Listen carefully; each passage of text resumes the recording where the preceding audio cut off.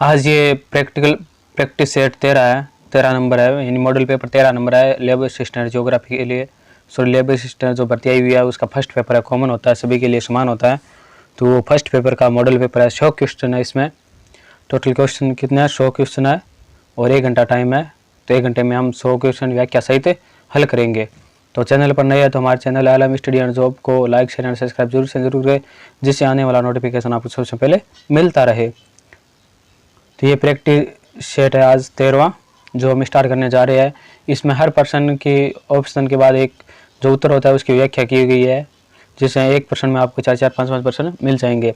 और 1 घंटे में हम ये 100 क्वेश्चन करेंगे व्याख्या सहित। तो क्लास है थोड़ी स्पीड रहने वाली है क्योंकि टाइम अभी कम बचा है। तो क्लास को स्पीड करते हैं, विलंब न करते हुए क्लास को शुरुआत करते हैं। क्वेश्चन नंबर फर्स्ट, निम्न में से कौन सी एक प्रजाति भेड़ की नहीं है? तो इनमें से कौन सी प्रजाति है वो भेड़ की नहीं है? तो इसका राइट आंसर हो जाएगा डी, नाचना नहीं है। चोकला, शेखावाटी, मालपुरी, सोनाड़ी, मारवाड़ी, नाली, पोंगल, नगरा, जैसलमेरी, खेरी तथा बागड़ी भेड़ की प्रजातियां है। तो ये सभी क्या है? भेड़ की नस्लें, याद रख लेना। परंतु नाचना भेड़ की प्रजाति नहीं है। नाचना जैसलमेर का ऊंट भारत भर में सुंदरता, रफ्तार, बोझ ढोने के लिए प्रसिद्ध है। तो ये नाचना ये किसकी नस्ल है? तो ये ऊंट की नस्ल है। अगला क्वेश्चन है, राजस्थान की पहली कपड़ा मिल कृष्णा मिल्स ब्यावर की स्थापना निम्नलिखित में से किस वर्ष में की गई थी? तो ये कब की गई थी? ये 1889 में की गई थी। ये राइट आंसर हो जाएगा। इसकी व्याख्या, राजस्थान में प्रथम सूती वस्त्र मिल कृष्णा मिल्स दामोदर दास राठी व श्याम जी कृष्ण वर्मा द्वारा 1889 में ब्यावर अजमेर में स्थापित की गई थी। अगला क्वेश्चन है, क्षेत्रफल की दृष्टि से राजस्थान का सबसे बड़ा जिला कौन सा है? तो इसका राइट आंसर हो गया सी, जैसलमेर सबसे बड़ा जिला है क्षेत्रफल की दृष्टि से। क्षेत्रफल की दृष्टि से राजस्थान देश का सबसे बड़ा राज्य है। इसका क्षेत्रफल 3,42,239 वर्ग किमी है।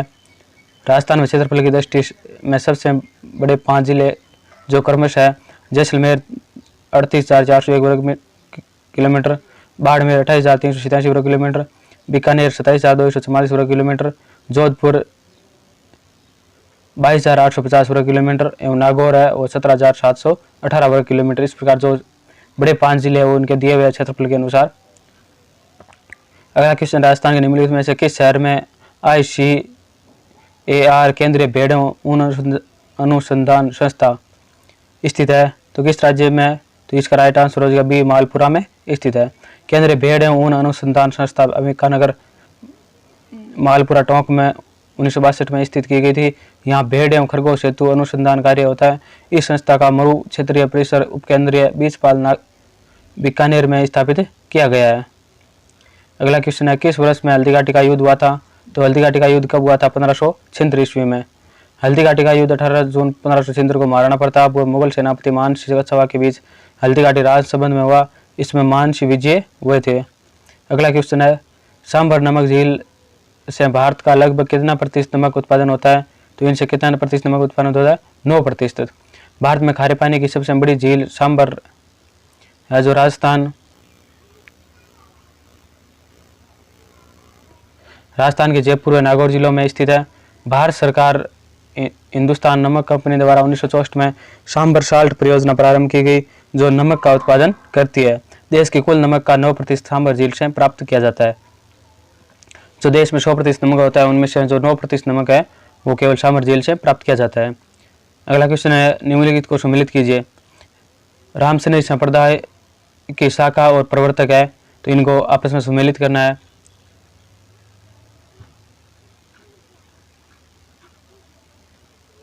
तो इसका बी राइट आंसर हो जाएगा। तो ए में कौन है? सिंह स्थल के प्रवर्तक कौन है? संत हरिदास जी है। बी में रेण, बी में 4 है तो रेण के कौन है? संत दरियाव जी। सी में खेड़ापा के लिए प्रवर्तक कौन है? तो संत रामदास जी। उसके बाद है डी शाहपुरा, तो शाहपुरा में कौन है? संत रामचरण जी। इस प्रकार इनको सम्मिलित करना है। इसकी व्याख्या है, उपरोक्त प्रश्न का सही उत्तर भी है। रामसनेरी संप्रदाय के प्रवर्तक स्वामी रामानंद जी महाराज थे। इस संप्रदाय से जुड़े लोगों ने एकल मूल्य प्रणाली के अंतर्गत जनता को धर्म का अर्थ समझाने में महत्वपूर्ण भूमिका निभाई है। इन संतों ने हिंदू, मुस्लिम, जैन, वैष्णव, द्विज, शूद्र, सगुण, निर्गुण, भक्ति और योग के द्वंद्व को समाप्त कर दिया और एक समन्वित सरल मानव धर्म की स्थापना की, जो सभी के लिए आसान और स्वीकार्य था। बाद में मानवीय मूल्यों से संपन्न इस धर्म को रामस्नेही संप्रदाय के रूप में नामित किया गया है, जो इस प्रकार है। रामस्नेही संप्रदाय की शाखा है संत रामचरण जी शाहपुरा शाखा, संत दरियाव जी रेण शाखा, संत रामदास जी सिंहस्थल शाखा और संत रामदास जी खेड़ापा शाखा के प्रवर्तक है। नेक्स्ट क्वेश्चन है, आना सागर झील का निर्माण किसने करवाया था?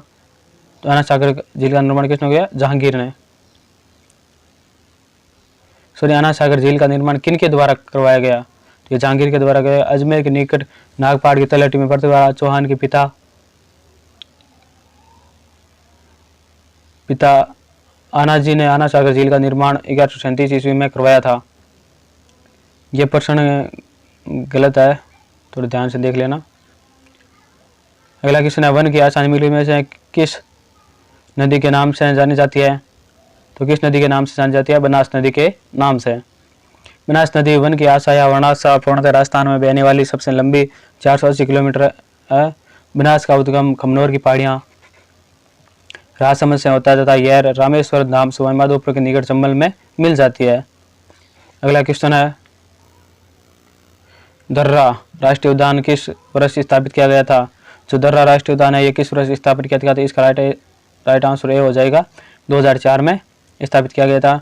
दर्रा राष्ट्रीय उद्यान राष्ट्रीय चंबल वन्य जीव अभ्यारण्य राजस्थान के कोटा से 50 किमी दूर स्थित है, जो घड़ियालों के लिए अधिक प्रसिद्ध है। यहाँ जंगली सुअर, तेंदुए व हिरण पाए जाते हैं। इनकी स्थापना 2004 में की गई थी। अगला क्वेश्चन है, निम्नलिखित में से किस शहर में राजस्थान का केंद्रीय सूचक क्षेत्र अनुसंधान संस्था काजरी स्थित है? तो इसकी स्थापना कब की गई थी? तो इसका राइट आंसर हो जाएगा बी, 1960 में स्थापना की गई थी। इसकी व्याख्या है,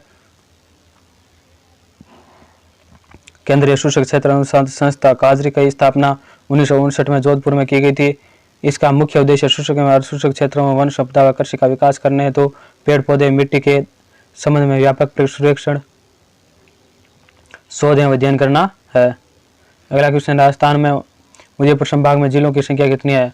जो राजस्थान में संभाग है अलग अलग है, जयपुर, जोधपुर, बीकानेर, कोटा, भरतपुर, इस प्रकार जो संभाग है, तो उनमें किस संभाग में जो उदयपुर संभाग है इसमें कितने जिले आते हैं? तो इसका ये राइट आंसर हो जाएगा 6 जिले।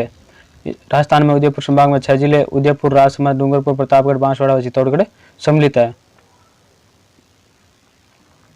उदयपुर संभाग का क्षेत्रफल 36,942 वर्ग किलोमीटर है। अगला क्वेश्चन, निम्नलिखित में से किस शासक ने जहांगीर महल का निर्माण करवाया था? तो किस शासक ने जहांगीर महल का निर्माण करवाया था? तो इसका ये राइट आंसर हो जाएगा वीर सिंह देव ने। जहांगीर महल और छा मध्य प्रदेश का निर्माण हिंदू राजा वीर सिंह देव ने अपने खास मित्र जहांगीर सलीम के लिए 1518 ईस्वी में करवाया था। यह महल बुंदेला तथा मुगल शिल्पकला का एक बेजोड़ नमूना है। अगला क्वेश्चन है, मारवाड़ को मूल रूप से मांड महोत्सव के रूप में जाना जाता है। जो मारवाड़ है तो इसे मांड महोत्सव के रूप में जाना जाता है। मारवाड़ को मूल रूप से मांड महोत्सव के रूप में जाना जाता है। मारवाड़ महोत्सव जोधपुर में आश्विन माह की पूर्णिमा सितंबर अक्टूबर को आयोजित किया जाता है। अगला क्वेश्चन है, निम्नलिखित में से किस शहर में राजछत्र साल द्वारा केशवराय पाटन में केशवराय का मंदिर निर्मित कराया गया था? तो इसका राइट आंसर हो जाएगा सी, बूंदी में। इसकी व्याख्या, बूंदी जिले के केशवराय पाटन शहर में चंबल नदी के तट पर केशवराय जी के प्रसिद्ध मंदिर का निर्माण करवाया 1601 ईस्वी में बूंदी के राजा शत्रुसाल ने करवाया था। मंदिर में भगवान केशवराय जी यानी विष्णु की सुंदर मूर्ति प्रतिष्ठापित है। अगला क्वेश्चन है, पृथ्वीराज चौहान का दरबारी कवि कौन था? तो पृथ्वीराज चौहान थे, इनका दरबारी कवि कौन था? तो इसका राइट आंसर हो जाएगा सी, चंद्रबरदाई। चंद्रबरदाई भाट जाति का विद्वान था, जो अजमेर के शासक पृथ्वीराज चौहान तृतीय है।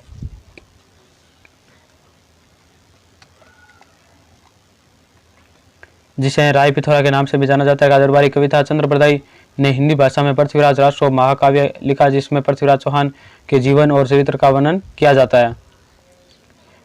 अगला क्वेश्चन है, 17, राजस्थान में गिरेल खदान किस प्रकार के कोयले के उत्पादन के लिए प्रसिद्ध है? तो किसके लिए प्रसिद्ध है? लिग्नाइट कोयले के लिए प्रसिद्ध है। इसकी व्याख्या, राजस्थान में गिरेल बाड़मेर खदान लिग्नाइट कोयले के उत्पादन के लिए प्रसिद्ध है। गिरिल खान राजस्थान की पहली आधुनिक ओपन कास्ट लिग्नाइट खान 1967 में पलाना भूमिगत खान बंद करके के बाद 1994 में RSMDC द्वारा शुरू की गई है। अगला क्वेश्चन है, किस महाकाव्य की रचना महाकवि माघ द्वारा की गई है? तो इसका राइट आंसर हो जाएगा बी, शिशुपाल वध के। व्याख्या, शिशुपाल काव्य की रचना महाकवि माघ द्वारा की गई है।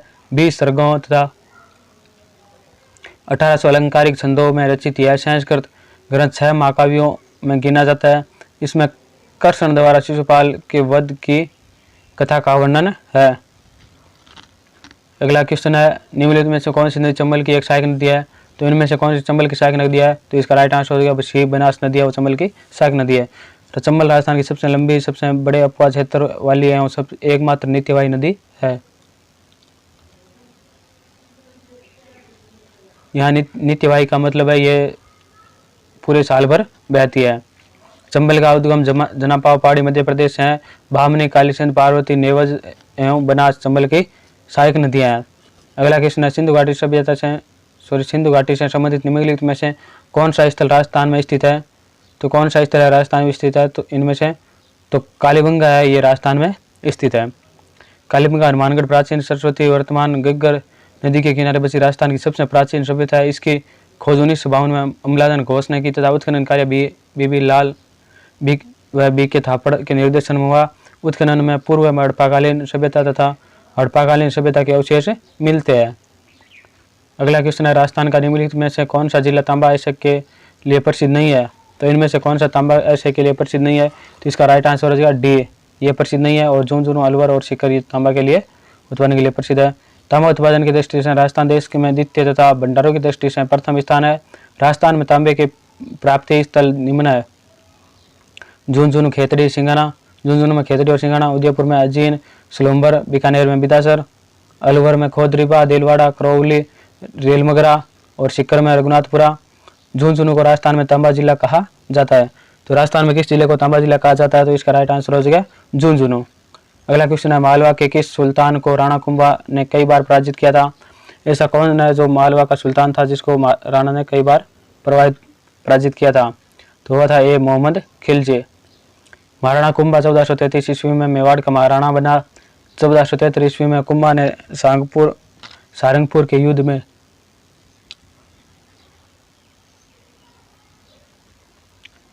मालवा के शासक मोहम्मद खिलजी को पराजित किया। इस विजय के उपलक्ष्य में कुंभा ने विजय स्तंभ चित्तौड़गढ़ का निर्माण करवाया। 1443 में कुंभलगढ़ के युद्ध में भी कुंभा ने खिलजी को पराजित किया था।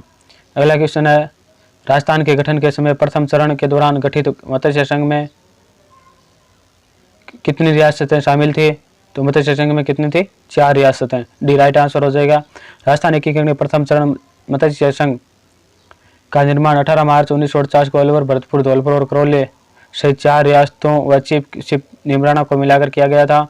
धौलपुर महाराजा उदयभान सिंह को राजप्रमुख तथा शोभाराम कुमावत को मत्स्य संघ का प्रधानमंत्री बनाया गया था। अगला क्वेश्चन है, सूत्रधार मंडन द्वारा निम्नलिखित में से किन की रचना नहीं की गई है? जो मंडन है इनके द्वारा किन की रचना नहीं की गई है? तो वास्तु मंत्री की रचना नहीं की गई है। और प्रसाद मंडन, व्यवहार दर्शन और वास्तुसार इनकी रचना किसके द्वारा की गई है? सूत्रधार मंडन के द्वारा की गई है। इसकी व्याख्या, मंडन महाराणा कुंभा के प्रधान सूत्रधार यानी वास्तुविद तथा मूर्ति शास्त्री थे। इन्होंने देव मूर्ति प्रकरण, प्रसाद मंडन, व्यवहार दर्शन, राजवल्लभ, रूप मंडन, वास्तु मंडन, वास्तुशास्त्र, वास्तुसार आदि पुस्तकों की रचना की है। मंडन के भाई नाथा ने वास्तु मंजरी की रचना की है। जो ये वास्तु मंजरी है इसकी रचना किसने की थी? तो मंडन के भाई थे नाथा, उन्होंने रचना की है। अगला क्वेश्चन है, जयपुर का प्रसिद्ध हवा महल का निर्माण किसके द्वारा किया गया था? तो जयपुर में जो हवा महल है इसका निर्माण किसने करवाया था? तो सी राइट आंसर हो जाएगा महाराणा सवाई प्रताप सिंह ने। इसकी व्याख्या है, जयपुर के प्रसिद्ध हवा महल का निर्माण 1799 ईस्वी में महाराजा सवाई प्रताप सिंह ने करवाया था। इसका वास्तुकार लालचंद था। इस 5 मंजिल हवा महल का निर्माण विशेषतः रानियों की सुविधा की दृष्टि से करवाया गया था ताकि वे महाराजा की सवारी एवं झांकियों का अवलोकन कर सके। अगला क्वेश्चन है, राजस्थान की सबसे बड़ी कृत्रिम मानव निर्मित झील निम्नलिखित में से कौन सी है? तो मानव निर्मित झील कौन सी है? जयसमंद झील मानव निर्मित झील है। उदयपुर में जयसमंद झील का निर्माण मेवाड़ के महाराणा जयसिंह द्वारा 1685 ईस्वी में गोमती नदी पर बांध बनाकर करवाया गया था। जयसमंद राजस्थान की सबसे बड़ी मानव निर्मित झील है, जिसे स्थानीय लोग डेबर झील के नाम से जानते हैं। अगला क्वेश्चन है, किस राजपूत राजा ने गंधर्व बाईसी के नाम से विद्वानों का एक समूह बनाया था? तो वह कौन थे? सवाई प्रताप सिंह।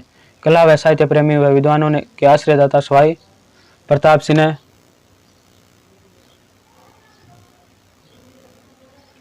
सवाई प्रताप सिंह स्वयंवर नीति के उपनाम से काव्य रचना करते थे। सवाई प्रताप सिंह के दरबार में 22 प्रसिद्ध संगीतज्ञों एवं विद्वानों की मंडली गंधर्व बाईसी थी। इनमें ब्रजपाल भट्ट, द्वारका प्रसाद, उस्ताद चांद खां एवं गणपत भारती प्रमुख थे। अगला क्वेश्चन, राजस्थान का कौन सा लोक नृत्य केवल महिलाओं द्वारा किया जाता है? तो ऐसा इनमें से कौन सा लोक नृत्य जो केवल महिलाओं के द्वारा किया जाता है? तो इसका राइट आंसर हो जाएगा डी, घूमर नृत्य है, ये केवल महिलाओं के द्वारा किया जाता है।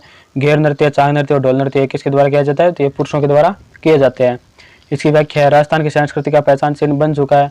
घूमर नृत्य राजस्थान के लोक नृत्यों की आत्मा कहलाती है। इस नृत्य में महिलाएं घेरा बनाकर घूमर लोकगीत की धुन पर नाचती है। घूमर के दौरान मंद गति से कहराव ताल बजता है। अगला क्वेश्चन है, कुंभ श्याम मंदिर चित्तौड़गढ़ मीराबाई में मीरा मंदिर के जो कुंभ श्याम मंदिर से मीरा मंदिर के नाम से जाना जाता है, जो चित्तौड़गढ़ में स्थित है, में किसकी स्मृति में एक छोटी छतरी का निर्माण करवाया गया था? तो रायदास स्वामी रविदास की स्मृति में एक छोटी छतरी का निर्माण करवाया गया था। कुंभ श्याम मंदिर चित्तौड़गढ़ का निर्माण महाराणा कुंभा ने 1449 ईस्वी में करवाया था। कुंभ श्याम मंदिर के अहोत में मीरा मंदिर बना हुआ है। इसमें मुरली बजाते हुए श्री कृष्ण तथा भक्ति में लीन भगत भजन गाती हुई मीरा का चित्र लगा है। मीरा मंदिर के सम्मुख मीरा के गुरु रविदास की छतरी बनी हुई है। अगला क्वेश्चन है, एकी आंदोलन के नेता कौन थे जो 1920 में वर्तमान राजस्थान और गुजरात के आदिवासी बहुल सीमा क्षेत्रों में आंदोलनरत थे? तो एकी आंदोलन के नेता कौन थे? इसका भी राइट आंसर हो जाएगा मोतीलाल तेजावत। आदिवासियों के मसीहा, जिसे बाबूजी नाम से भी कहे जाने वाले स्वतंत्रता सेनानी मोतीलाल तेजावत ने 1920 में चित्तौड़गढ़ स्थित मात्र गोंडिया नामक स्थान पर एक आंदोलन प्रारंभ किया, जिसके माध्यम से सर्वप्रथम भीलों में राजनीतिक जागृति पैदा हुई। अगला क्वेश्चन है, महाराणा कुंभा ने मालवा और गुजरात की सेना पर विजय प्राप्त करने के उपलक्ष्य में विजय स्तंभ का निर्माण करवाया था। जो महाराणा कुंभा ने विजय स्तंभ उसका निर्माण करवाया था, तो इसको किस की स्मृति में, किसके याद में करवाया था? तो मालवा और गुजरात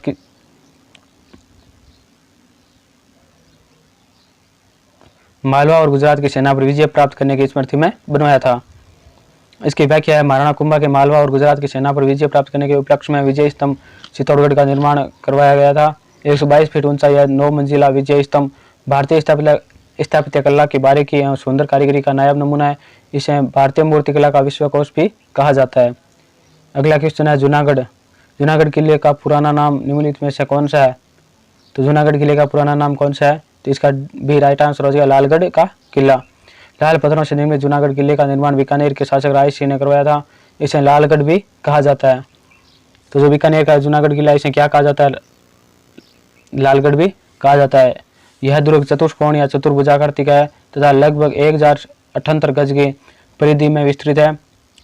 किले के भीतर प्रवेश हेतु 2 प्रमुख द्वार है, यानी इसमें प्रवेश करने के लिए 2 मुख्य द्वार है। अगला क्वेश्चन है, राजस्थान का रेल नेटवर्क किस रेलवे जोन के अंतर्गत आता है? तो ये रेलवे जोन है किस जोन के अंतर्गत आता है? तो इसका भी राइट आंसर हो जाएगा उत्तर पश्चिमी रेलवे के अंतर्गत आता है। राजस्थान का रेल नेटवर्क उत्तर पश्चिमी रेलवे जोन के अंतर्गत आता है। उत्तर पश्चिम रेलवे NWR का गठन 1 अप्रैल 2003 को किया गया।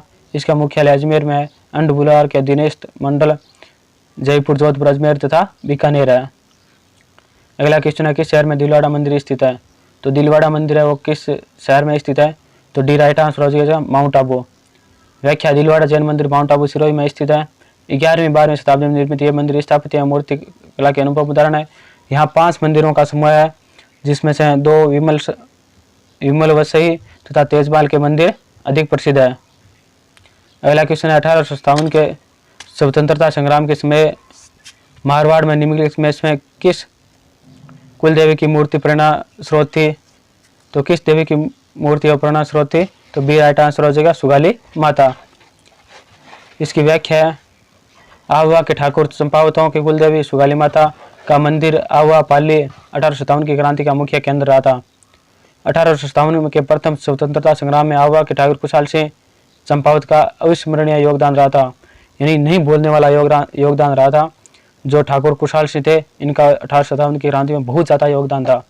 अगला क्वेश्चन है, निम्नलिखित में से किसने अमरदास वैरागी छदम नाम रखकर अपना अधिकांश समय मालवा और वागर के क्षेत्र में व्यतीत किया था?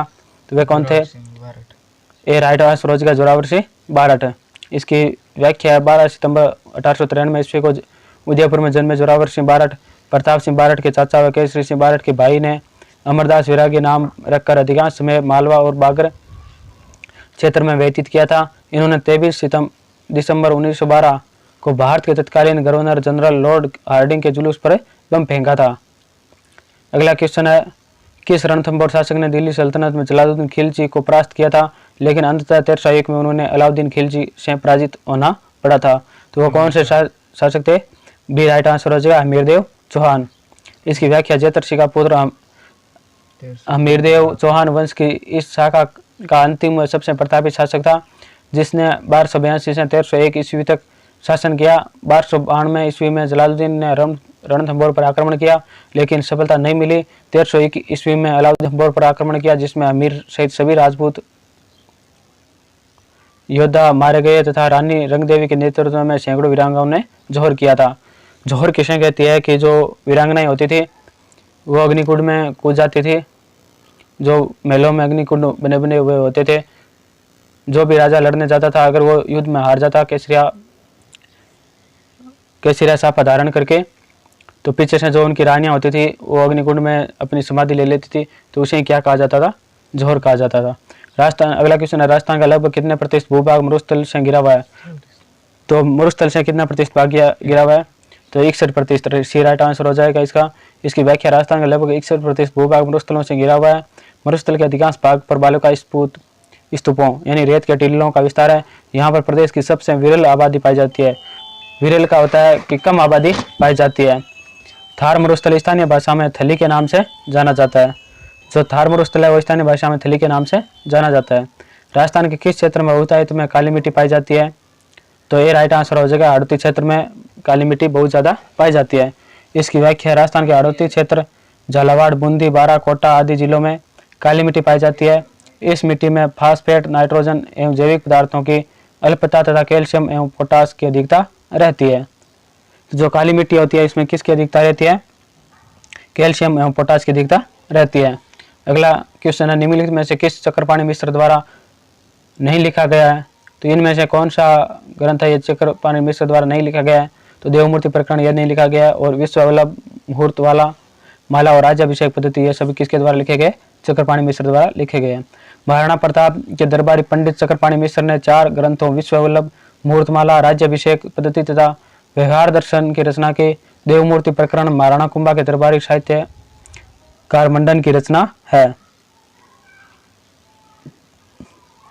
अगला क्वेश्चन है, चंद्रसेन अपने राज्य की आम जनता में अलोकप्रिय क्यों हो गए थे?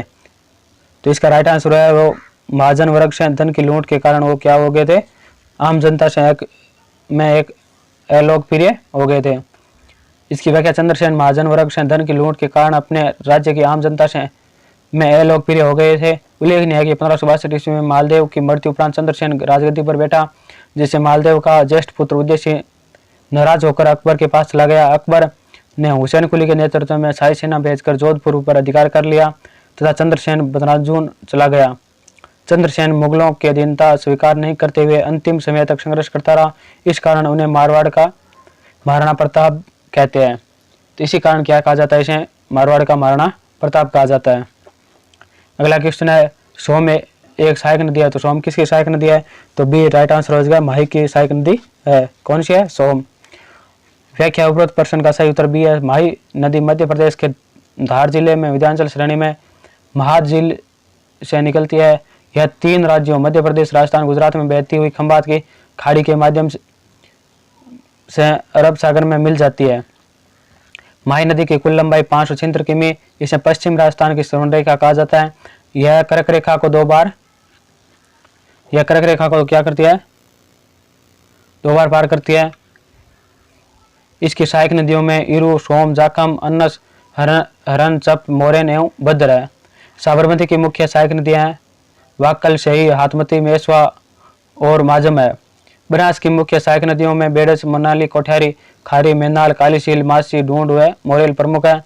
लूनी नदी की मुख्य सहायक नदियां सोकड़ी, साइला, बाड़ी, मीठड़ी, खारी, जवाई, लीलड़ी, सरस्वती, गुइया, सागी व जोजड़ी, ये प्रमुख नदियां राजस्थान के, ये इनकी सहायक नदियों के नाम दिए हुए हैं।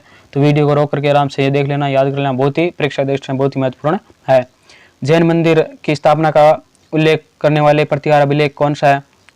तो जैन मंदिर है की स्थापना का उल्लेख करने वाला प्रतिहार अभिलेख कौन सा है? तो डी राइट आंसर हो जाएगा, घटियाला अभिलेख। इसकी व्याख्या, जैन मंदिर की स्थापना का उल्लेख करने वाला प्रतिहार अभिलेख घटियाला अभिलेख है। जोधपुर के निकट प्राप्त इस अभिलेख को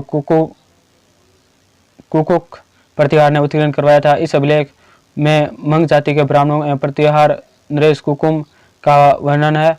इसमें तत्कालीन वर्ण व्यवस्था की जानकारी दी गई है। मीरा द्वारा चित्तौड़ परित्याग के समय मेवाड़ का शासक कौन था? तो विक्रमादित्य है वो मीरा द्वारा चित्तौड़ परित्याग के समय मेवाड़ का शासक था। इसकी व्याख्या है, मीरा द्वारा चित्तौड़ परित्याग के समय मेवाड़ का शासक विक्रमादित्य 1531 से 1536 ईस्वी था। उल्लेखनीय है कि संत शिरोमणि अनन्य कृष्ण भक्त मीराबाई का जन्म कुड़की ग्राम पाली में 1497 ईस्वी के लगभग हुआ था।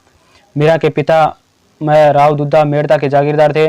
मीरा का विवाह 1516 ईस्वी में मेवाड़ के महाराणा सांगा के ज्येष्ठ पुत्र भोजराज के साथ हुआ था, लेकिन विवाह के 7 वर्ष बाद ही भोजराज का स्वर्गवास हो गया। मीरा का साधु संतों में उठना बैठना एवं भजन कीर्तन करना इनके देवर विक्रमादित्य को पसंद नहीं आया। उन्होंने मीरा को कष्ट देना शुरू कर दिया। अंत में मीरा को चित्तौड़ छोड़ना पड़ा था। अगला क्वेश्चन है, डाबड़ा कांड किस क्षेत्र के किसानों से संबंधित है? तो ये डी राइट आंसर हो जाएगा, जोधपुर के किसानों से संबंधित है। डाबड़ा कांड जोधपुर क्षेत्र के किसानों से संबंधित है। 13 मार्च 1947 को मारवाड़ रियासत के डीडवाना परगने की डाबड़ा गांव में आयोजित किसान सभा व मारवाड़ लोक परिषद के कार्यकर्ताओं पर जागीरदारों के हमले में अनेक कार्यकर्ता व किसान घायल हो गए थे। इसी हमले में चुनीलाल शर्मा व अन्य 4 किसान शहीद हो गए थे। अगला क्वेश्चन है, मुकुंदरा हिल्स टाइगर रिजर्व राज्य के किन 4 जिलों में फैला है? तो बी राइट आंसर हो जाएगा, कोटा, बूंदी, चित्तौड़गढ़ और झालावाड़ में फैला है। इसकी व्याख्या, उपरोक्त प्रश्न का सही उत्तर भी है। भारत में बाघों के संरक्षण हेतु 1 अप्रैल 1973 में बाघ परियोजना शुरू की गई थी, जिसके तहत देश में 50 बाघ अभ्यारण्य बनाए गए थे। कितने बाघ अभ्यारण्य बनाए गए थे? तो 50 बाघ अभ्यारण्य बनाए गए थे। राजस्थान में 3 बाघ परियोजनाएं रणथंभौर, सरिस्का और मुकुंदरा हिल्स में संचालित की जा रही है। मुकुंदरा हिल्स को राज्य का तीसरा बाघ रिजर्व 10 अप्रैल 2013 को घोषित किया गया, जिसके अंतर्गत 759.99 वर्ग किमी क्षेत्र आता है तथा इस क्षेत्र में कोटा, बूंदी, झालावाड़, चित्तौड़गढ़ जिले आते हैं। मेवाड़ के महाराणा राज सिंह के द्वारा किस राजकुमारी के साथ विवाह करने के कारण औरंगजेब उससे नाराज था? तो बी राइट आंसर हो गया, चारुमती। चारुमती से विवाह करने के कारण औरंगजेब नाराज था। 1658 ईस्वी में औरंगजेब ने किशनगढ़ के शासक रूप सिंह की रूपवती पुत्री चारुमती से विवाह करने हेतु उसके भाई व किशनगढ़ के राजा शासक मानसिंह को राजी कर लिया था। चारुमती वैष्णव धर्म के अनुयायी होने के कारण मुस्लिम बादशाह से विवाह करने को तैयार नहीं हुई और उसने मेवाड़ महाराणा राज सिंह को अपना व्यर्थ था लिख भेजी कि आप स्वयं उनसे विवाह कर उनके धर्म की रक्षा करें। महाराणा राज सिंह सेना सहित किशनगढ़ जाकर 1660 ईस्वी में चारुमती से ब्याह कर औरंगजेब को नाराज कर दिया। अगला क्वेश्चन है, अरावली पर्वत श्रेणी के निम्नलिखित शिखरों में से कौन सा सर्वोच्च शिखर है? तो सी राइट आंसर हो जाएगा, इसका कुमलगढ़ शिखर है। प्रश्नगत दी गई अरावली पर्वत श्रेणियों की ऊंची चोटियां शिखर है इस प्रकार है। जो इस प्रश्न में दिए हुए नाहरगढ़, सज्जनगढ़, कुमलगढ़ और तारागढ़, तो इनकी ऊंचाई किस प्रकार है? तो कुमलगढ़ राजसमंद में ऊंचाई कितनी है? 1224 मीटर। सज्जनगढ़ उदयपुर में स्थित है, 938 मीटर ऊंचाई है। तारागढ़ अजमेर में 873 मीटर ऊंचाई है और नाहरगढ़ जो जयपुर में 599 मीटर ऊंचाई है। अगला क्वेश्चन है, स्वतंत्रता सेनानी विजय सिंह का वास्तविक नाम क्या था? तो बी राइट आंसर हो जाएगा, भूप सिंह इसका वास्तविक नाम था। व्याख्या, राजस्थान में किसान आंदोलन के जनक व बिजौलिया किसान आंदोलन के सफल संचालक विजय सिंह का वास्तविक नाम भूप सिंह था। इन्होंने प्रताप नामक समाचार पत्र के माध्यम से बिजौलिया किसान आंदोलन को पूरे देश में अग्नि की तरह फैलाया था। अगला क्वेश्चन है, निम्न में से राजस्थान के किस भाग में सर्वाधिक वर्षा की परिवर्तित पाई जाती है? तो किस में पाई जाती है? सुदूर पश्चिम भाग में पाई जाती है।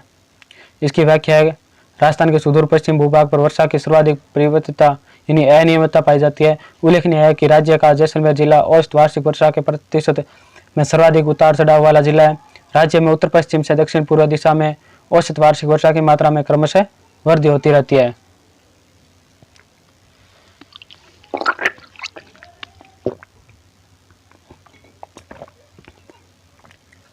सभी एक बार चैनल को सब्सक्राइब जरूर से जरूर करें। अच्छे मॉडल पेपर लेकर आ रहे हैं हम, परीक्षा दृष्टि से ये बहुत ही महत्वपूर्ण है और आपका नॉलेज भी अच्छा हो रहा है और आपके जो आपने जो अध्ययन किया है उसके बारे में भी जानकारी प्राप्त हो रही है, कितना आपने अध्ययन किया है या कितना नहीं अध्ययन किया है। तो चैनल को सभी सब्सक्राइब जरूर से जरूर करें, लाइक करें और सेशन को शेयर जरूर से जरूर करें, आपका दायित्व बनता है।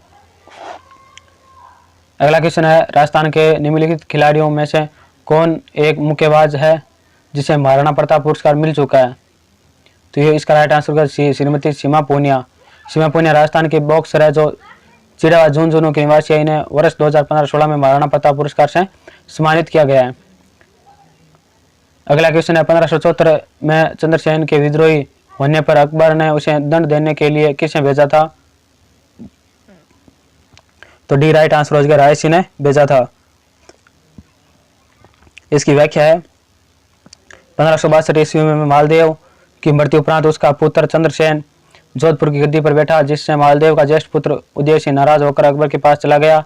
अकबर ने चंद्रसेन को अपने अधीन बनाने के लिए सहायक कुली खां के साथ जगत सिंह, केशवदास मेड़तिया व बीकानेर के राय सिंह को भेजा। यह सेना सिवाना पहुंची। तब चंद्रसेन किले की रक्षा का भार पत्ता राठौड़ को सौंपकर पहाड़ों में चला गया था। अगला क्वेश्चन है, राजस्थान में फिल्म डेस्टिनेशन के रूप में विकसित करने के लिए किस नीति को मंजूरी दी गई है? तो इसका बी राइट आंसर हो जाएगा, राजस्थान फिल्म पर्यटन प्रोत्साहन नीति 2022।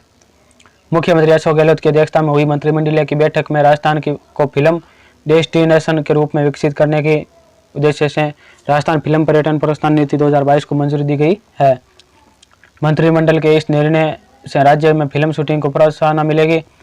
इससे फिल्मों से जुड़े विविध क्षेत्रों में रोजगार सृजन के साथ साथ कला एवं संस्कृति के संरक्षण को बढ़ावा मिलेगा तथा फिल्मों के माध्यम से राजस्थान के पर्यटन स्थलों का देश और दुनिया में प्रचार प्रसार होगा। अगला क्वेश्चन है, राजस्थान 10 गीगावाट सौर ऊर्जा क्षमता विकसित करने वाला भारत का कौन सा राज्य है? तो इसका ए राइट आंसर हो जाएगा, पहला राज्य है। राजस्थान 10 गीगावाट सौर ऊर्जा क्षमता विकसित करने वाला देश का पहला प्रदेश बन गया है। केंद्र सरकार के नवीनीकरण ऊर्जा मंत्रालय द्वारा जारी रिपोर्ट के अनुसार देश में 49,346 मेगावाट और सौर ऊर्जा क्षमता विकसित में राजस्थान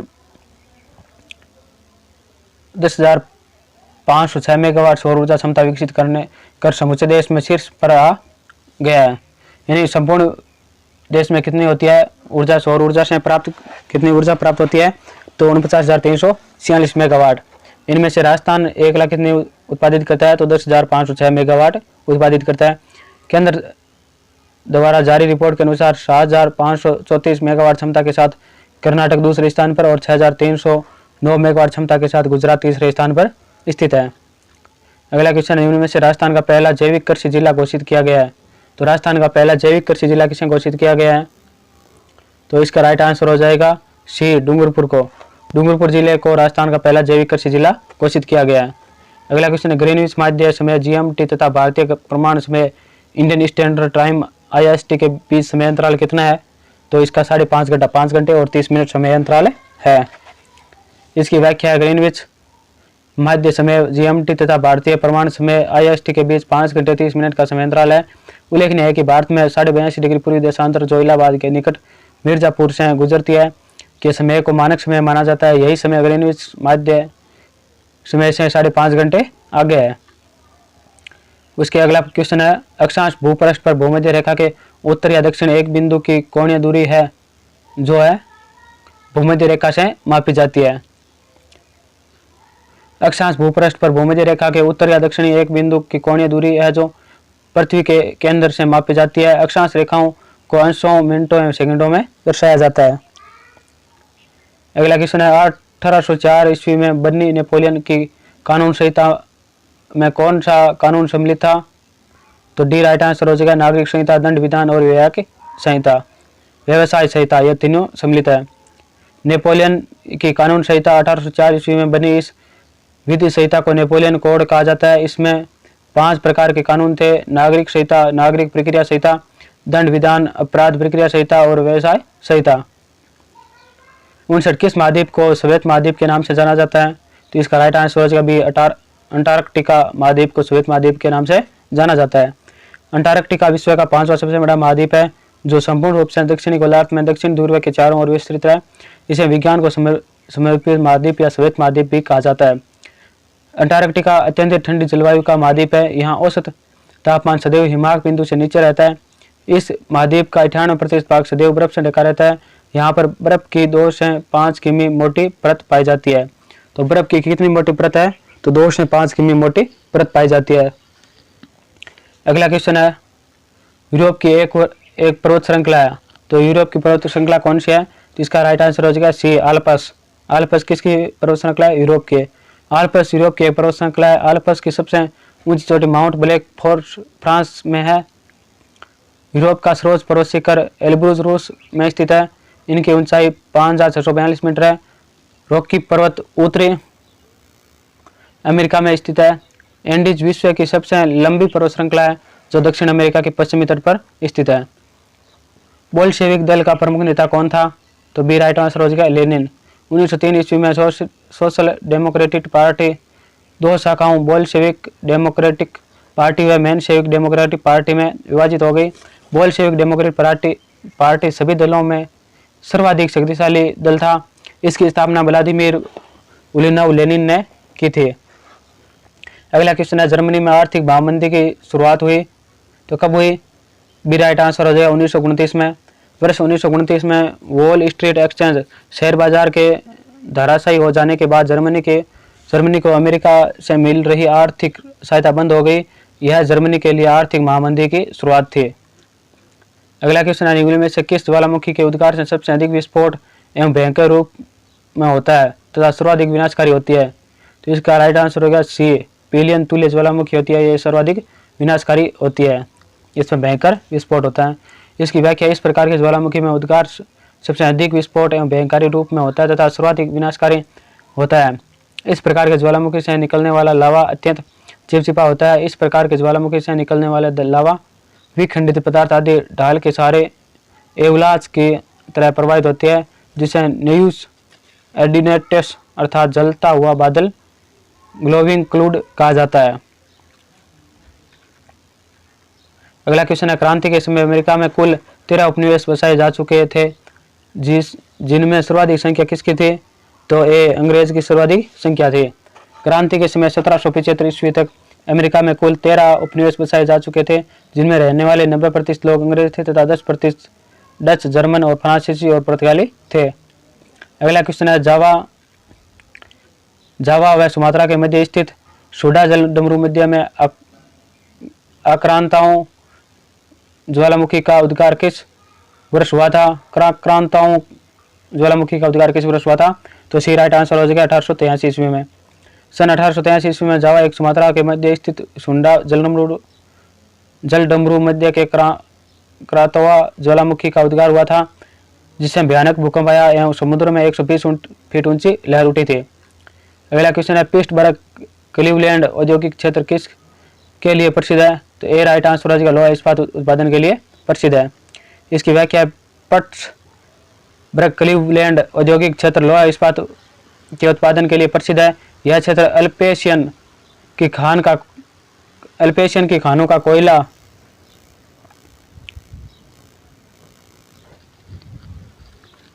सुपीरियर झील प्रदेश की लोहा खानों से प्राप्त लोहा एशक, अल्पेना तथा अन्य क्षेत्रों का चूना पत्थर, ओहियो, मोनो गेहेलो और अल्बेनियो नदियों का जल एवं झील मार्गों, नदियों और रेल मार्गों के द्वारा प्रवाहित की सुविधा प्राप्त करता है। इस क्षेत्र में लोहा इस्पात के मुख्य केंद्र Pittsburgh, Youngstown, Wheeling, Johnstown, Steubenville, Beaver Falls, Cleveland, Columbus, Canton आदि है। अगला क्वेश्चन है, गहरा नीला रंग होने के कारण किस जल धारा को जापानी लोग जापान की काली धारा कहते हैं? तो सी राइट आंसर हो जाएगा क्यूरोशिया जल धारा है, उसे जापान की काली धारा कहते हैं।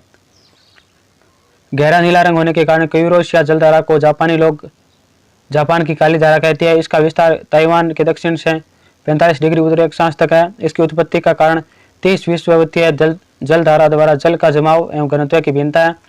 धारा का प्रभाव चीन तुल्य जलवायु की उत्पत्ति में सहायक है। जापान में तापमान का ऊंचा रहना एवं वर्षा होना, होकोडो के तट पर ओयोशियो जलधारा से मिलकर कोहरे का निर्माण तथा गर्म एवं ठंडी जलधाराओं के मिलने से मत्स्य उद्योग का विकास है। अगला क्वेश्चन है, पृथ्वी को कितने प्रमुख समय कटिबंधों में बांटा जा सकता है? तो इसे बी राइट आंसर हो जाएगा, 24 कटिबंधों में बांटा जा सकता है।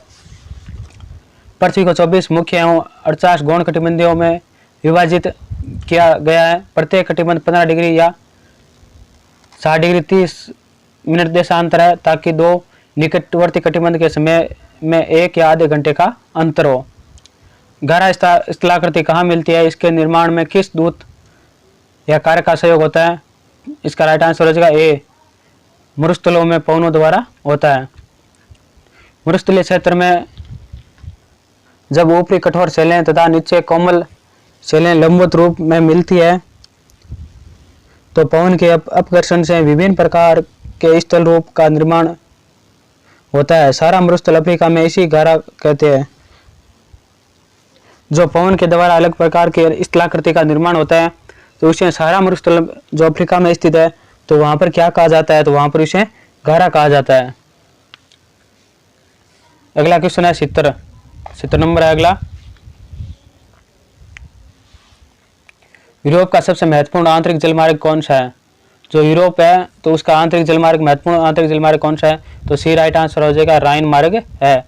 इसकी व्याख्या, यूरोप का सबसे महत्वपूर्ण आंतरिक जलमार्ग राइन मार्ग है। इसे यूरोपीय व्यापार की जीवन रेखा के नाम से जाना जाता है।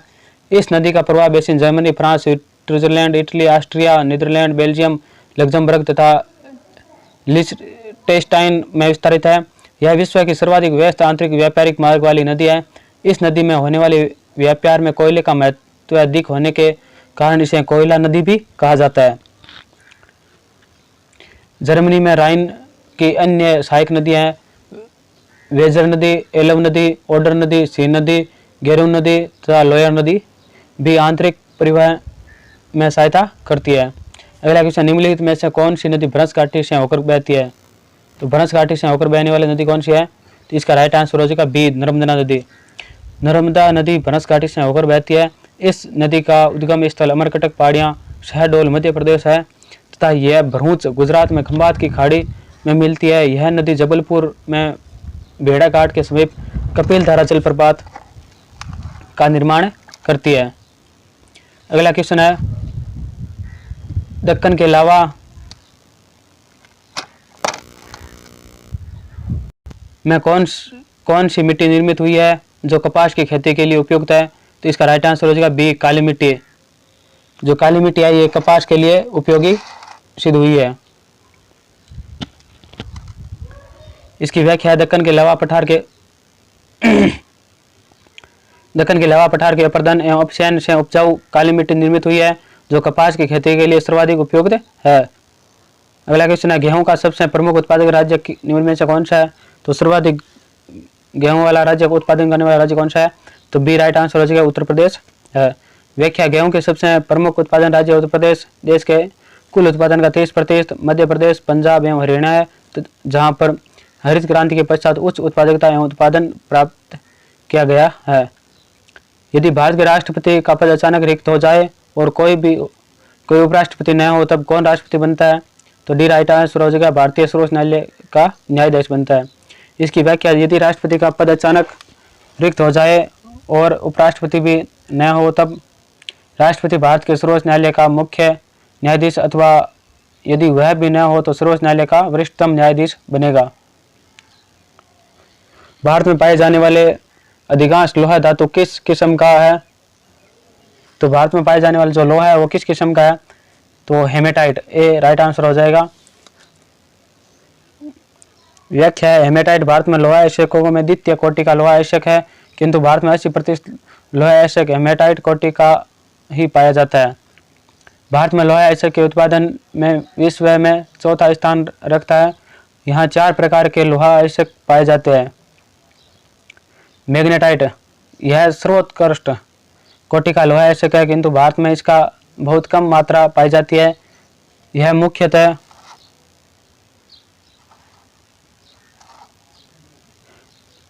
मुख्यतः कर्नाटक, तमिलनाडु, केरल एवं गोवा में पाया जाता है।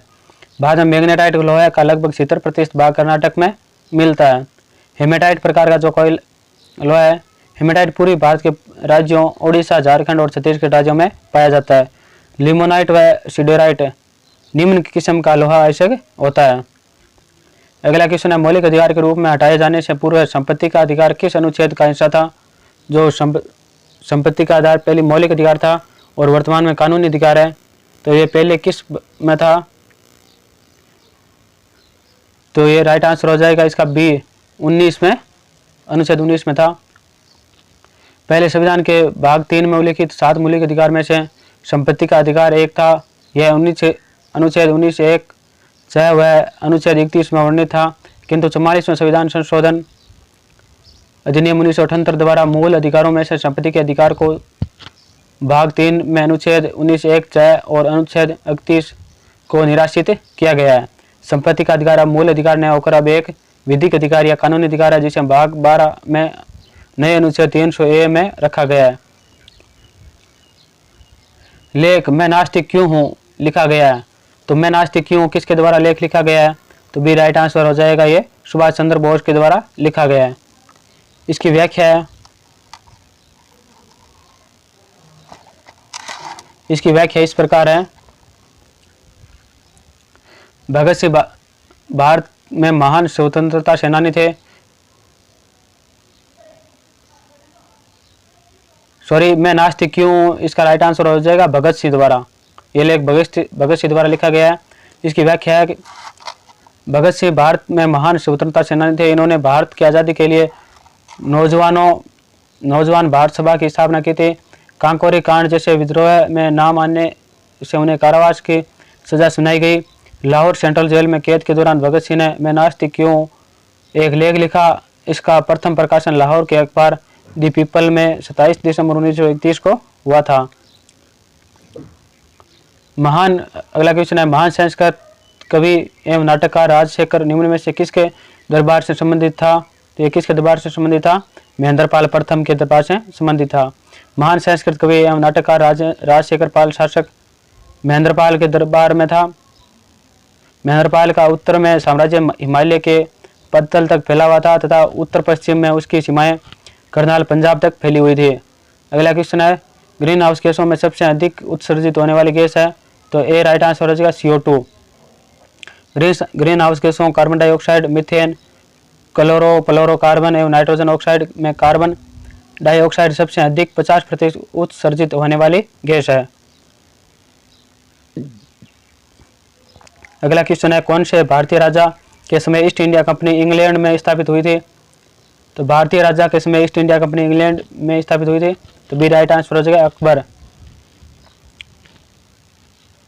उपयुक्त प्रश्न का सही उत्तर बी है। अकबर का शासन भारत में 1542 से 1605 तक रहा। इस समय 1600 में इंग्लैंड में महारानी एलिजाबेथ प्रथम में एक घोषणा पत्र द्वारा ईस्ट इंडिया कंपनी की स्थापना व व्यापार करने का अधिकार दिया गया। यह लंदन के व्यापारियों की कंपनी थी जिसमें पूर्व में व्यापार करने का अधिकार प्रदान किया गया था, जबकि जहांगीर के समय ईस्ट इंडिया कंपनी को भारत में व्यापार करने की अनुमति प्रदान की गई थी। अगला क्वेश्चन है, भारत के संविधान के अनुसार एक व्यक्ति एक समय में अधिकतम कितने राज्यों का राज्यपाल हो सकता है? यानी एक व्यक्ति है वो कितने राज्यों का राज्यपाल हो सकता है? तो डी इसका राइट आंसर हो जाएगा। अधिकतम संख्या निर्धारित नहीं की गई है, यानी कितने राज्यों का राज्यपाल हो सकता है। इसकी व्याख्या अनुच्छेद 153 के अनुसार प्रत्येक राज्य का एक राज्यपाल होगा, परंतु इस अनुच्छेद की कोई बात एक ही व्यक्ति 2 या अधिक राज्यों के राज्यपाल नियुक्त किए जाने से निवारित नहीं करती, क्योंकि 7वें संविधान संशोधन अधिनियम 1956 की धारा के अनुसार एक ही व्यक्ति 2 या 2 से अधिक राज्यों का राज्यपाल नियुक्त किया जा सकता है। संविधान में छठे भाग के अनुच्छेद 153 से 167 तक राज्य कार्यपालिका वर्णन है। इसमें राज्यपाल, मुख्यमंत्री, मंत्रिपरिषद और राज्य के महाधिवक्ता शामिल होते हैं। अगला क्वेश्चन है, भारत में संघात्मक व्यवस्था में 3 सूचियों में शक्ति विभाजन लिया गया है। जो 3 सूचियां और शक्ति विभाजन लिया गया है, तो ये डी राइट आंसर हो गया। भारत शासन अधिनियम 1935 से लिया गया है। भारत शासन अधिनियम 1935 भारतीय संविधान का सबसे महत्वपूर्ण स्रोत है। संविधान का आकार उसकी विषय सूची तथा भाषा पर 1935 के अधिनियम का गहरा प्रभाव है। 1935 में भारत शासन अधिनियम द्वारा शक्तियों का विभाजन 3 सूचियों में संघ सूची जिसमें 59 विषय हैं, राज्य सूची 54 विषय है, समर्थित सूची 36 विषय है में किया गया है तथा अवशिष्ट विषय गवर्नर जनरल के पास था। उसी प्रकार भारतीय संविधान में 3 सूचियों की व्यवस्था की गई है। संघ सूची 96 विषय, राज्य सूची 66 विषय और समर्थित सूची 47 विषय तथा अवशिष्ट विषय संघ में निहित होते हैं। अगला क्वेश्चन है पंचायती राज जिस सिद्धांत पर आधारित है वह कौन सा है? तो सी राइट आंसर होगा लोकतांत्रिक विकेंद्रीकरण सिद्धांत पर आधारित है। भारत में पंचायती राज व्यवस्था लोकतांत्रिक विकेंद्रीकरण पर आधारित है। उल्लेखनीय है कि 73वें संविधान संशोधन द्वारा पंचायती राज संस्थाओं को संवैधानिक मान्यता दी गई और 74वें संविधान संशोधन द्वारा स्थानीय नगरीय निकायों को संवैधानिक मान्यता दी गई है। अगला क्वेश्चन है स्वामी विवेकानंद द्वारा रामकृष्ण मिशन की स्थापना की गई थी, तो कब की गई थी? सी राइट आंसर हो जाएगा 1897 में की गई थी। स्वामी विवेकानंद 1863 से 1902 बचपन का नाम नरेंद्र था, ने शिकागो विश्व धर्म सम्मेलन में भाग लेकर भारत की ख्याति को विश्व में फैलाया।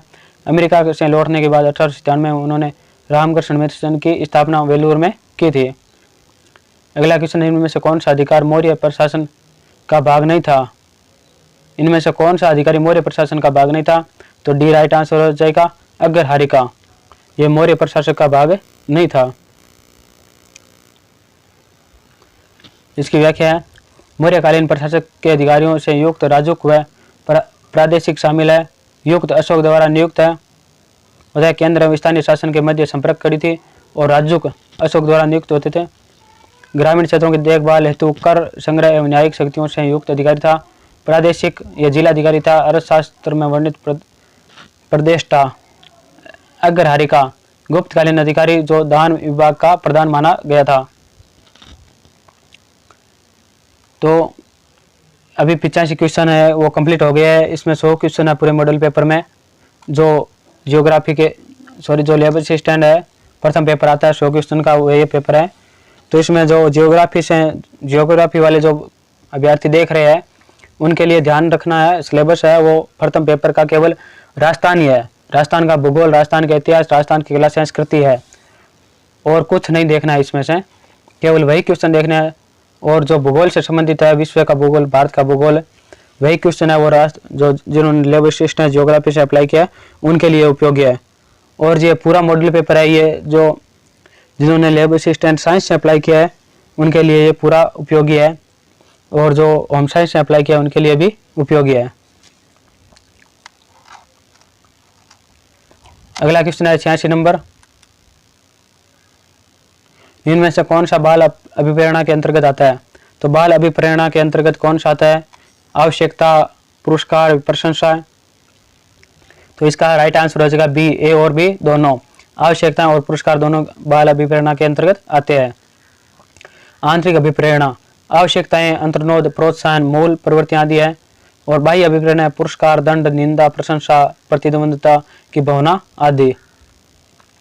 यानी अभिप्रेरणा काम करने की प्रेरणा मिलती है, उसे अभिप्रेरणा कहा जाता है। जैसे बाहरी अभिप्रेरणा क्या हो गई कि ये मॉडल पेपर है, अगर मैं ये कह दूं कि आपको इस मॉडल पेपर से 80 क्वेश्चन सही करने हैं तो मैं आपको 1100 रुपये इनाम दूंगा, तो ये क्या हो गई? बाहरी अभिप्रेरणा हो गई।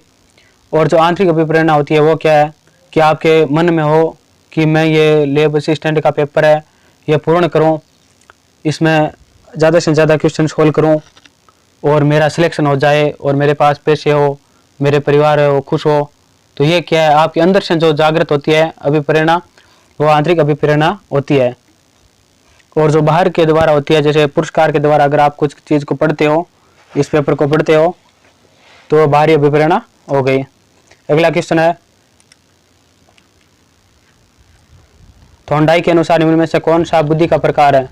तो बुद्धि का प्रकार कौन सा है? मूर्त बुद्धि है, अमूर्त बुद्धि है और सामाजिक बुद्धि है। ये सभी थॉर्नडाइक बुद्धि के प्रकार है। अगला क्वेश्चन है मानव विकास किन दोनों के योगदान का परिणाम है? तो मानव विकास है किन से मिलकर बना है? तो इसका सी राइट आंसर हो जाएगा वंशानुक्रम एवं वातावरण से मिलकर बना है। इसकी व्याख्या है मानव के विभिन्न तंत्र की वृद्धि की प्रक्रिया में अलग अलग गति से अलग अलग समय पर अपने विकास की पूर्ण कार्यात्मिका पर पहुंचते हैं। विकास की इस प्रक्रिया के विभिन्न आयाम शारीरिक, मानसिक, संज्ञानात्मक, सामूहिक, इत्यात्मक, सामाजिक भाषागत एवं विभिन्न तत्व विकास की दिशा एवं गति को निर्धारित करते हैं। अगले क्वेश्चन है, छात्रों में चोरी करने की आदत को कैसे दूर किया जा सकता है? तो उसमें सी ऑप्शन हो जाएगा, प्रताड़ना देकर। बालक को नैतिक शिक्षा देकर बुरी आदतों को छुड़ाया जा सकता है। तो ये क्वेश्चन ये थोड़ा इसमें मिस्टेक है, तो ध्यान रख लेना। इसकी व्याख्या ऐसे दी हुई है, बालक को नैतिक शिक्षा देकर बुरी आदतों को छुड़ाया जा सकता है।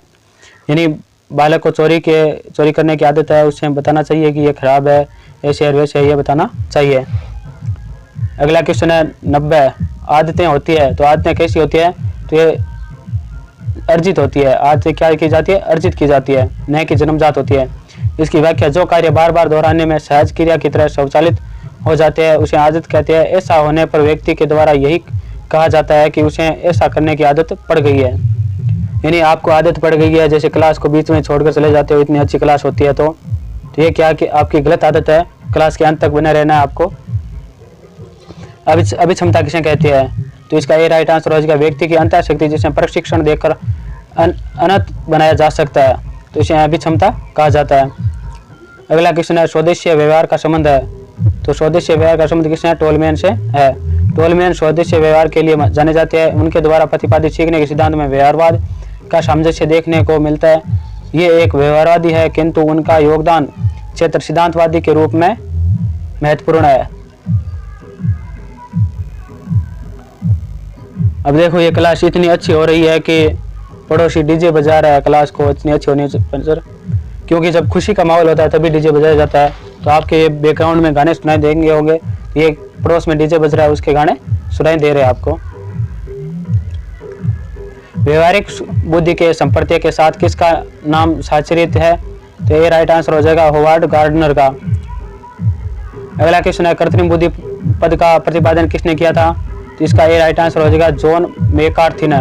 कृत्रिम बुद्धि का प्रतिपादन जॉन मैकार्थी द्वारा 1959 में किया गया था। कृत्रिम बुद्धि एक ऐसी उत्पादित बुद्धि होती है जिससे कंप्यूटर द्वारा मानव चिंतन, बोध तथा बुद्धि के अध्ययन पर बल डाला जाता है। अगला क्वेश्चन, निम्न में से कौन से पर्यावरणीय कारक का प्रभाव बुद्धि लब्धि पर नहीं पड़ता है? तो निम्न में से कौन सी पर्यावरणीय कारक का प्रकार बुद्धि लब्धि पर नहीं पड़ता है? तो इसका सी राइट आंसर हो जाएगा परिवेशी या आसपास का वातावरण है। पर्यावरणीय उत्तेजना, शैक्षिक वर्षवर्धन, पारिवारिक वातावरण आदि पर्यावरणीय कारकों का प्रभाव बुद्धि लब्धि पर पड़ता है। अगला क्वेश्चन है, व्यक्तिगत विभिन्नताओं का सम्मान करते वक्त एक शिक्षक से क्या आशा नहीं की जा सकती है? तो क्या ऐसा नहीं किया जाए बच्चों को स्वाध्याय के लिए छोड़ना, यानी आपको अपने आप के लिए पढ़ने के लिए छोड़ना, ये क्या है? अच्छे शिक्षक की योग्यता नहीं है। इसकी व्याख्या, व्यक्तियों में पाए जाने वाले विभिन्नताओं के कारण किन्हीं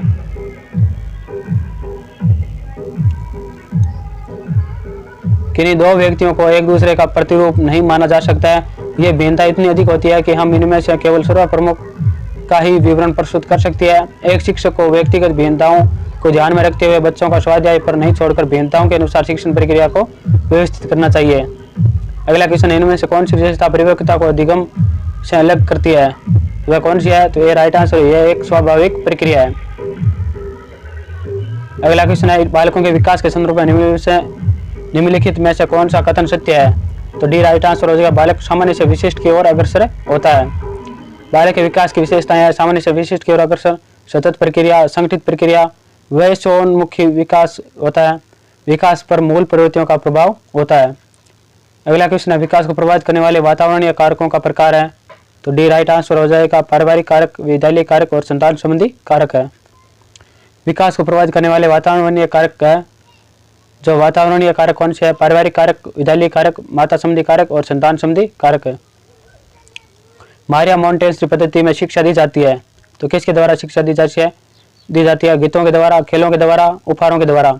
मारिया मोंटेसरी पद्धति में बच्चे के प्राकृतिक, मनोवैज्ञानिक, शारीरिक एवं सामाजिक विकास के साथ साथ उनकी संग्रहित स्वतंत्रता पर विशेष ध्यान दिया जाता है। ये आज मॉडल पेपर, जो तृतीय मॉडल पेपर था, यह आज कंप्लीट हो गया है। तो आपको अब दायित्व बनता है कि इतने अच्छा मॉडल पेपर कराया है, तो हमारे Telegram channel and YouTube channel LM study and job को लाइक, शेयर एंड सब्सक्राइब जरूर से जरूर करें, जिससे आने वाला नोटिफिकेशन आपको सबसे पहले मिलता रहे। और इसी प्रकार के मॉडल पेपर है, हम डेली दिन के 2 मॉडल पेपर करेंगे, 2 या 3। तो आपको इस हमारे चैनल को सब्सक्राइब करना, जिससे आपको सबसे पहले नोटिफिकेशन मिल जाए। और कोई भी समस्या हो, कोई डाउट हो तो हमें कमेंट बॉक्स में कमेंट करके पूछ सकता है। और जो बीच बीच में कोई भी बैकग्राउंड की आवाज़ आती है, बैकग्राउंड में कोई भी आवाज़ आती है तो उस पर ध्यान मत देना। और कोई बताते समय कोई गलत शब्द पढ़ा जाता है तो आप इस जो तीर है, जो माउस का पॉइंटर है, तो उस पॉइंटर पर ध्यान रखें, जिससे आपका कोई भी क्वेश्चन है वो गलत नहीं पढ़ हमसे अगर गलत पढ़ा जाता है तो आप सही देख लेते हो उसे, जिससे आपका गलत ना हो। तो वीडियो देखने के लिए सभी को बहुत बहुत धन्यवाद। एक बार चैनल को ज़रूर सब्सक्राइब करें। जय हिंद, जय भारत, धन्यवाद।